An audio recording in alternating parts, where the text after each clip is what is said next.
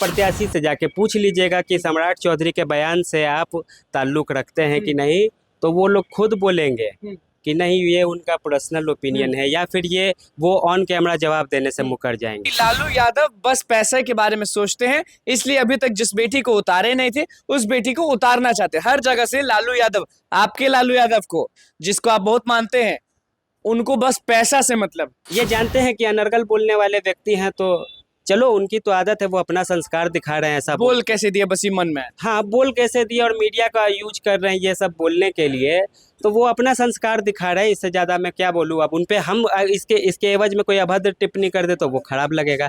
ये मेरे संस्कार हैं। नमस्कार, मैं हूं अनुकुल तिवारी और आप वॉइस सब देख रहे थे कि सम्राट चौधरी ने बयान दिया है, सबके सामने खुला कहा है कि लालू यादव पहले पैसा पे विधायक और अब किडनी ले लिए, टिकट दे दिया। हमारे साथ समी कुमार मौजूद हैं।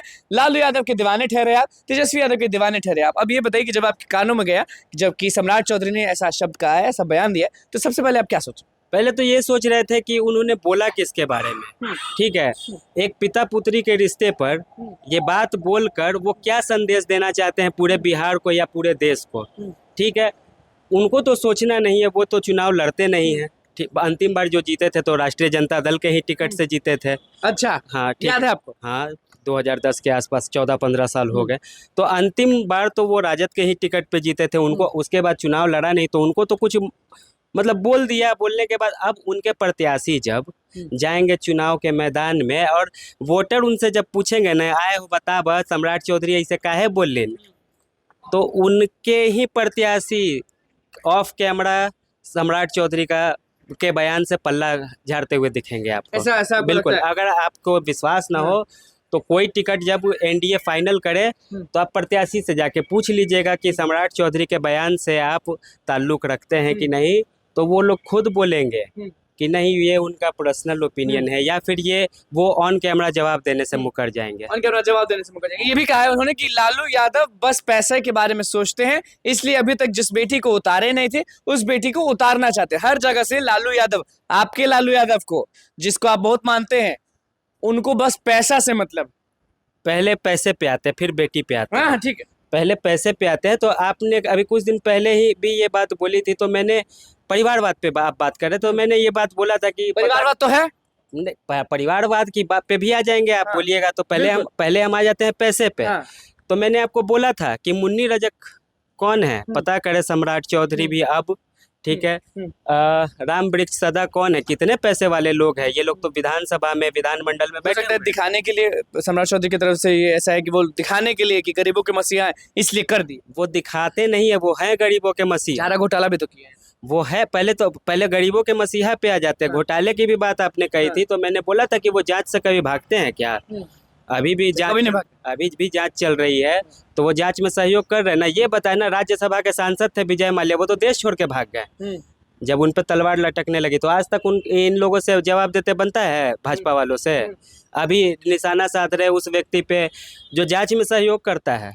कभी भागते नहीं है, कभी नहीं भागते। तेजस्वी को भी बुलाया, बात पे कुछ बोल रहे थे। जब तेजस्वी जी को भी बुलाया जाता है तो वो जांच में सहयोग करते हैं जाके, फिर निकलते हैं तो गमछा ले रहा। तो क्या अब समर्थकों का अभिवादन करना भी पाप हो गया है क्या?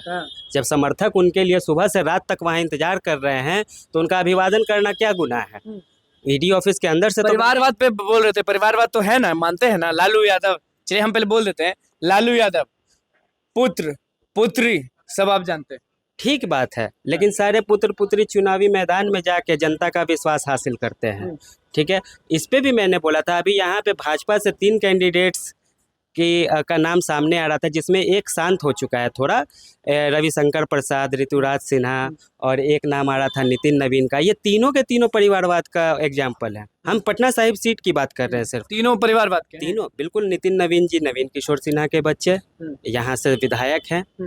ऋतुराज सिन्हा को आप लोग जानते हैं। रविशंकर प्रसाद सिन्हा कौन है? ऋतुराज सिन्हा आर.के. सिन्हा के बेटे, राज्यसभा सांसद। वो भी परिवारवाद है कि नहीं है?